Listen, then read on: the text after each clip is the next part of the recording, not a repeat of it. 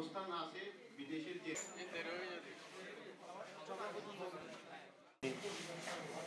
যেগুলো আপনার আপনিও ভাবি না বাড়ি হলো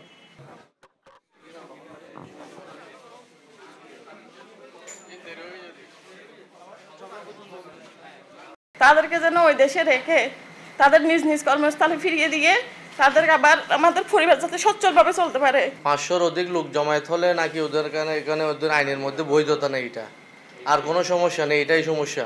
আব্বুদের যাতে নিঃশর্ত মুক্তি হয়, সাথে যাতে আব্বুদের এই যে ব্যবসায়িক প্রতিষ্ঠানগুলো আছে এগুলো যাতে আব্বুরা চালিয়ে যেতে পারে। আমি তাদেরকে মুক্ত করে স্থানে তাদের ব্যবসা প্রতিষ্ঠান পরিচালনা করতে পারবে সেই ব্যাপারে আপনাদেরকে লাখালাখি করার জন্য, সরকারের কাছে পৌঁছার জন্য আপনাদেরকে অনুরোধ করছি।